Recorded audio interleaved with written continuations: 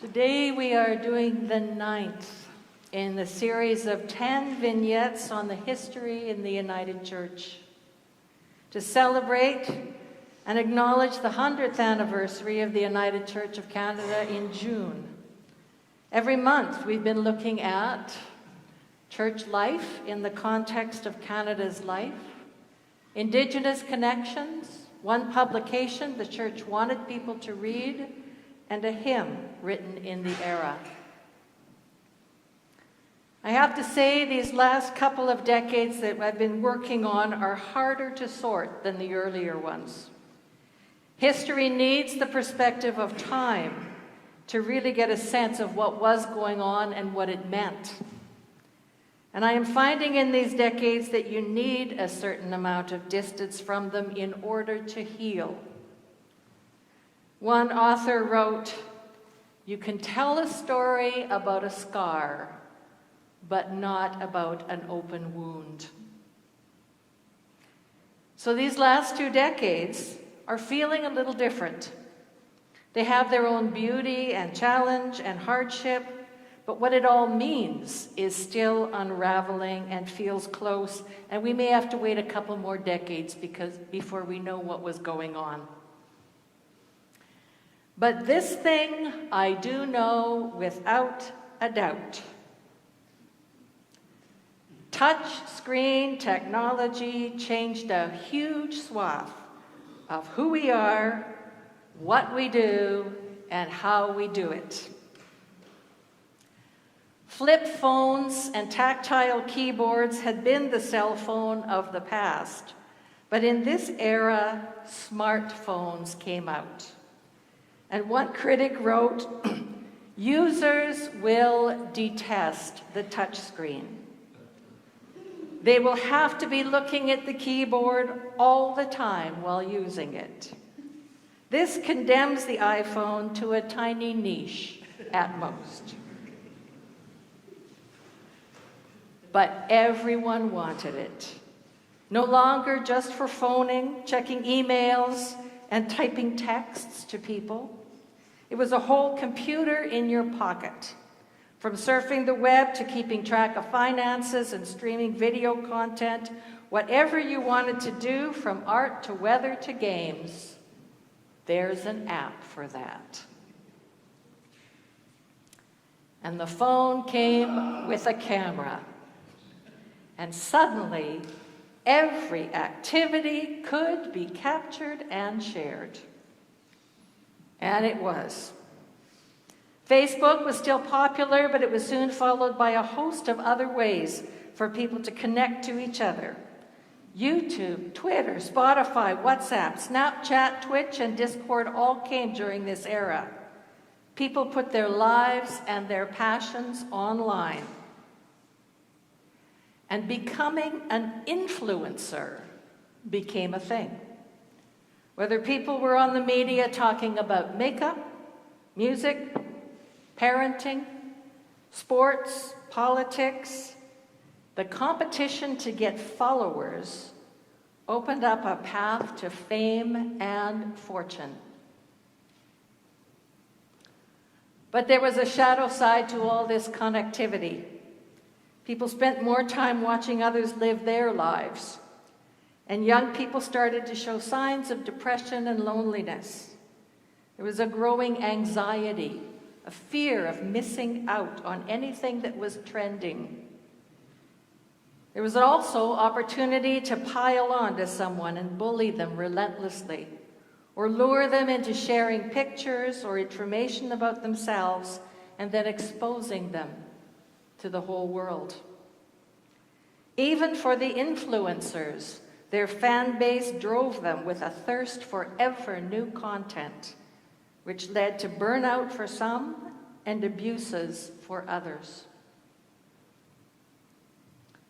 Video games were no longer just playing solitaire on the screen.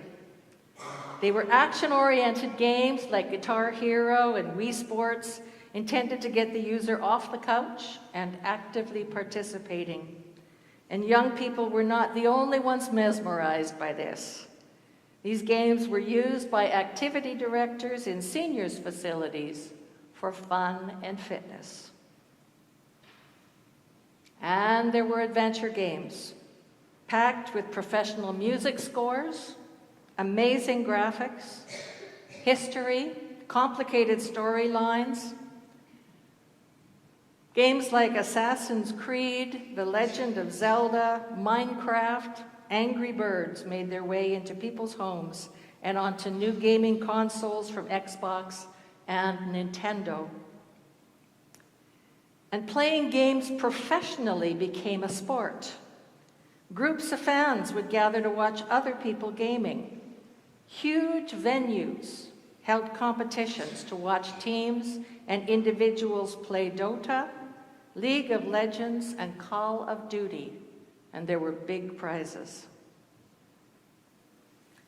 In terms of shopping, we had previously seen the shift from department store to mall to big box store, and now shopping was going online. Amazon started as an online bookseller, but then became the place to buy absolutely everything and have it delivered to your door. In addition to all these games and movies, you could carry 1,000 books with you on a smart tablet. And in an increasing number of places, it was used in work. In this era, it became clear that connectivity was no longer going to be optional. It was not a pastime for the young. Doctor's appointments and government services were all going on the web. Banking and education, fitness classes and finding goods and services. If you were not connected, you had to find someone who was, someone who could teach you or guide you. Older adults who had always connected by paper and telephone and in person were finding themselves sidelined and were being required to navigate a whole new world of emerging technology in order to be self-sufficient.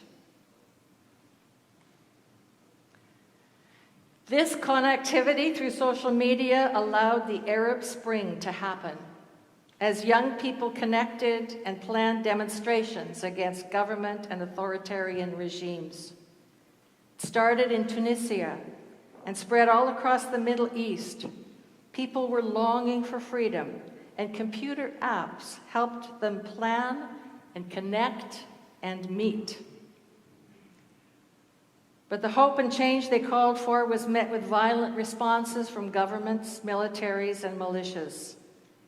Militia cells were also using social media to radicalize young people from faraway countries with training videos, exhortations to violence, religious and political indoctrination.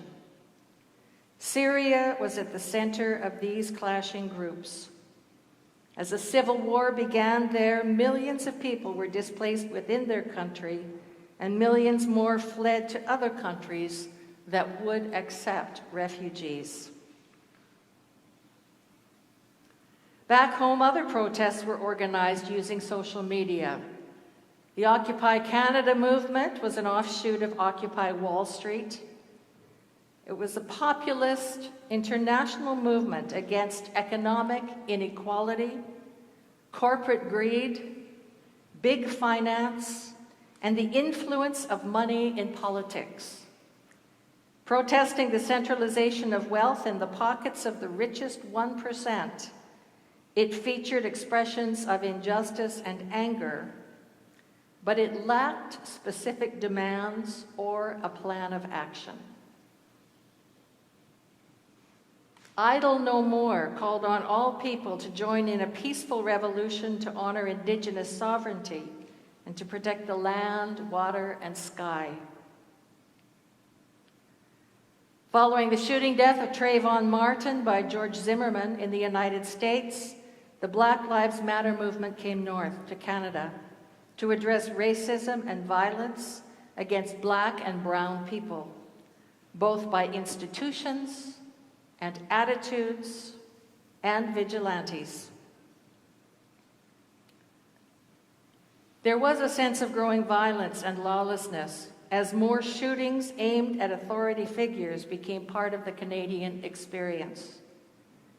4 RCMP officers were shot and killed in Mayerthorpe, Alberta, investigating a farm property. 3 more in Moncton, New Brunswick. A soldier was killed in Ottawa on Parliament Hill as members of Parliament had to lock down as the shooter entered the centre block. Canadian school children had always not done fire drills, but in this era, more schools were doing lockdown drills and had shelter-in-place plans for potential violence that could come into their buildings. Even Canada's beloved game devolved into violence as disappointed hockey fans rioted in Vancouver when the Canucks lost the Stanley Cup to the Boston Bruins in the 7th game. And the next day, as police were dealing with the instigators and the looters, citizens of Vancouver came out to reclaim their city, to clean it up, to reaffirm their love for hockey, Vancouver, and peaceful society. The global financial crisis at this time weighed heavily on the lives of young adults. There were no jobs. Housing was out of reach, and young professionals graduating from universities saw few prospects for entry into their chosen fields. And in this era of belt-tightening, Riverview finally closed its doors. It was a psychiatric hospital in Coquitlam. In the end, it had about 800 beds for people with mental health and addiction-based illnesses. It was the final step in the ongoing trend of deinstitutionalizing mentally ill people. There were meant to be community care supports more widely dispersed.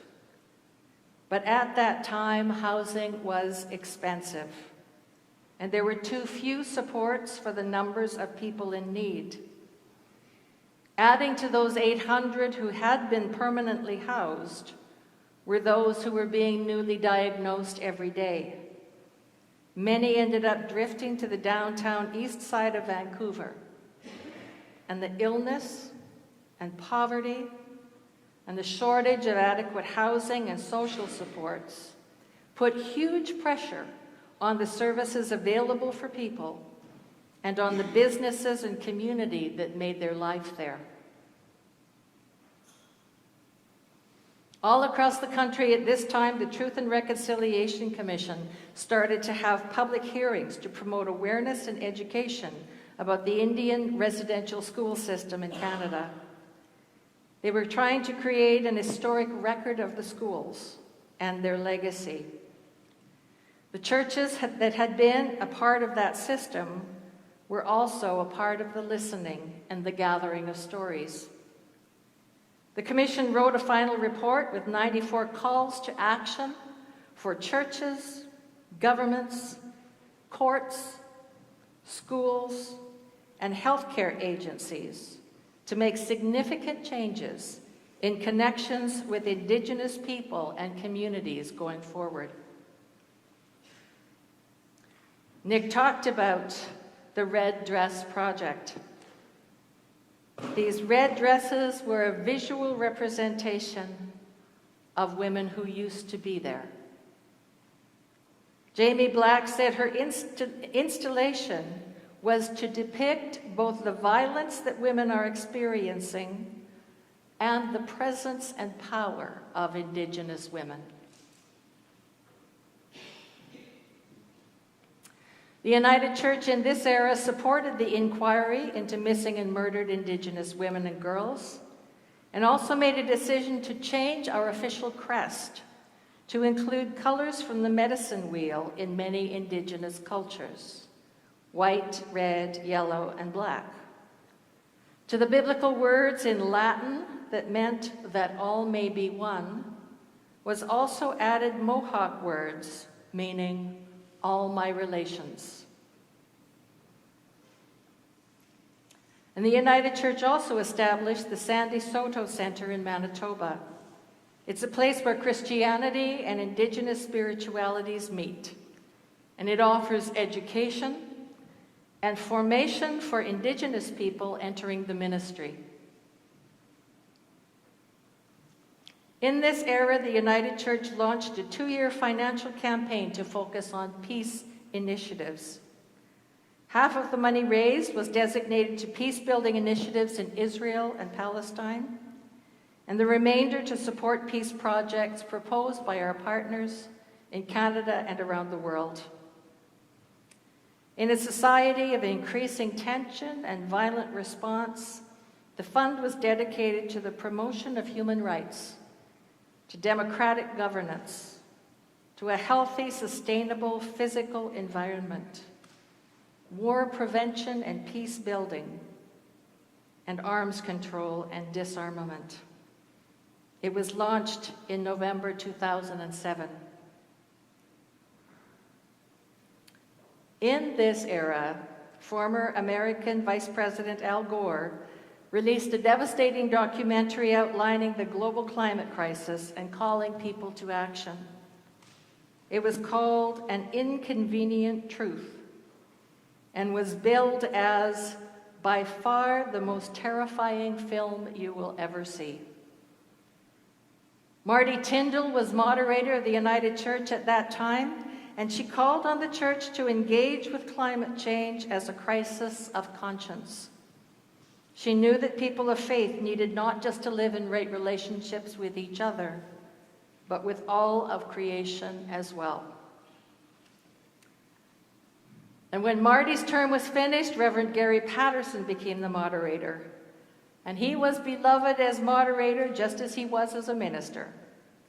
But during the national meeting over which he presided, there came 2 very divisive and difficult debates. 1, opposition to the building of Canadian pipelines, and 2, the Israel-Palestine question. Both debates and the resolutions contained quite inflammatory language and caused painful repercussions. The first in resource communities dependent on oil and gas exploration. Ministers and lay people in those communities were on the front line of the backlash from the industry and the people whose livelihoods depended on it. And with the second, we undid years of interfaith dialogue with the Canadian Jewish Congress and other Jewish organizations that we had been partnering with for decades. And it's hard to know if those have been healed. Looking back on it, even these few years later, you can feel the stress and the pressure of global and local issues. The pressure of rapid change and growing resistance to peace and order.